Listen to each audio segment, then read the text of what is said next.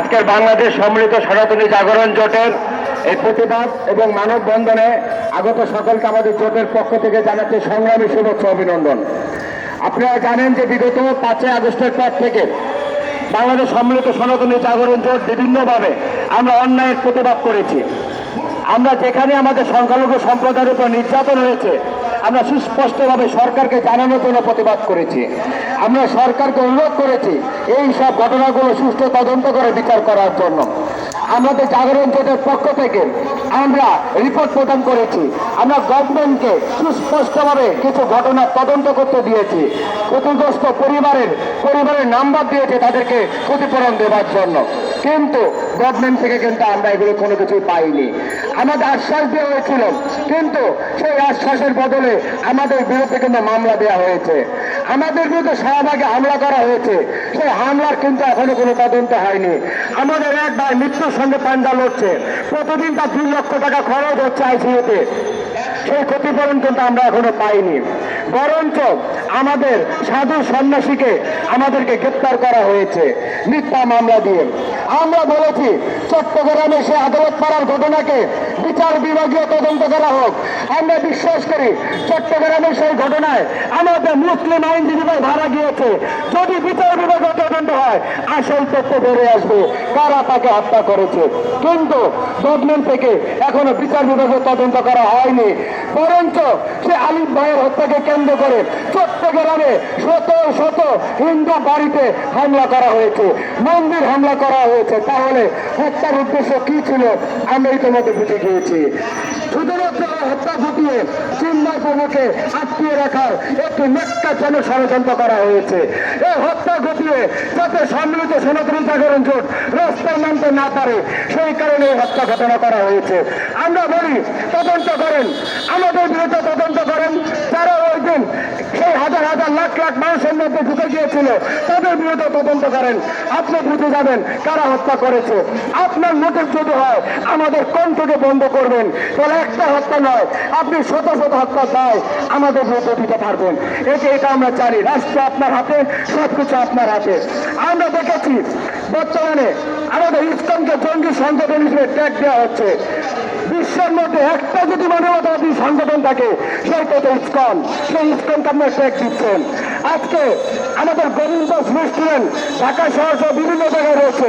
গতকাল রাতে মালিবাগে গোবিন্দ রেস্টুরেন্ট ভাঙচুর করা হয়েছে। কেন আপনি রেস্টুরেন্টগুলো ভাঙচুর করছেন সেই জবাব কিন্তু আমরা পাচ্ছি না। সেই জবাব আমরা কিন্তু আপনাদের কাছে চাই।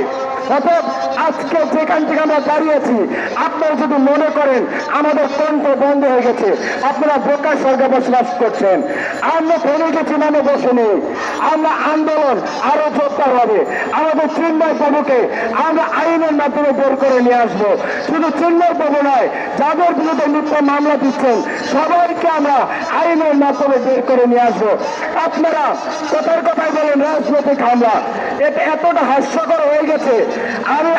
আমি আপনাদের কাছে প্রশ্ন করতে চাই, 5 তারিখের পরে আমার 79টি মন্দির যদি রাজনৈতিক হামলায় ভাঙচুর করা হয়, আপনার ধর্মের কয়টি উপাসনালয় রাজনৈতিক কারণে ভাঙচুর হয়েছে সেই প্রশ্নের উত্তর আপনাকে দিতে হবে। একটি লোক আওয়ামী লীগ কি হিন্দুরা আওয়ামী লীগ করতো, মুসলিমরা আওয়ামী লীগ করতো না, বৌদ্ধরা আওয়ামী লীগ করতো না, খ্রিস্টানরা আওয়ামী লীগ করতো না? তাহলে শুধুমাত্র রাজনৈতিক কারণে আমার মন্দির ভাঙচুর হবে কেন সেই প্রশ্নের উত্তর আপনাদেরকে আমাদের দিতে হবে। অর্থাৎ রাজনীতি বলে বলে আমাদের উপর আর কোনো অত্যাচার করা যাবে না। রাজনীতি বলে অত্যাচার করা যাবে পৃথিবীর কোনো সংবিধানে এই কথা লেখা নাই। রাজনীতি বলে আপনারা বাড়িঘর ভাঙচুর করবেন, আমার মা বোনের দর্শন করবেন, রাতে রাতের হত্যা করবেন, সেটা সংবিধানে কোথায় লেখা আছে সেই প্রশ্নের উত্তর আমাদেরকে দিতে হবে। আপনি যদি মনে করেন 3 কোটি হিন্দু সম্প্রদায়কে, 3 কোটি মাইনরিটি সম্প্রদায়কে বেকার আপনি রাষ্ট্র পরিচালনা করবেন, আপনি বোকা স্বর্গে বসবাস করবেন। আজকে অন্তর্বর্তীকালীন সরকার যদি দীর্ঘমেয়াদে থাকতে চান, এই দেশের সংখ্যালঘু সম্প্রদায়কে নিরাপত্তা দিয়ে আপনাকে রাষ্ট্র ক্ষমতায় থাকতে হবে। আগামীতে কোন রাজনৈতিক সরকার যদি এই বাংলাদেশে প্রতিষ্ঠিত হয়, সংখ্যালঘু সম্প্রদায়কে নিরাপত্তা দিয়ে থাকতে হবে এবং আমাদের 8 দফা দাবি বাস্তবায়ন করে থাকতে হবে। 8 দফা দাবি বাস্তবায়ন না করলে 3 কোটি হিন্দু সম্প্রদায়, সংখ্যালঘু সম্প্রদায় কোন রাজনৈতিক দলকে ম্যান্ডেট দেবো না।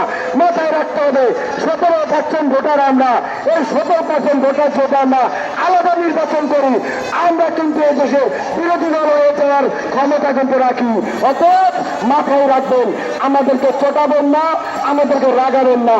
আমরা এই দেশে শান্তিপূর্ণ মানুষ, শান্তিপূর্ণভাবে থাকতে চাই, কোনো রাজনৈতিক লোক আমাদের নাই।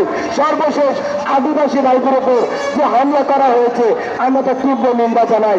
পাহাড়কে রাগাবেন না, পাহাড় যদি জ্বালিয়ে দেন, পাহাড় যদি লাগিয়ে দেন, তাহলে কিন্তু বাংলাদেশের ভূখণ্ড নিয়ে সমস্যায় পড়ে যাবে। অতএব আমাদের চিন্ময় প্রভু 8 দফা দাবি অনতিবিলম্বে অন্তর্বর্তীকালীন সরকার মেনে নেবেন, সম্মিলিত সনাতনী জাগরণ জোটের সাথে অনতিবিলম্বে আলোচনায় বসবেন।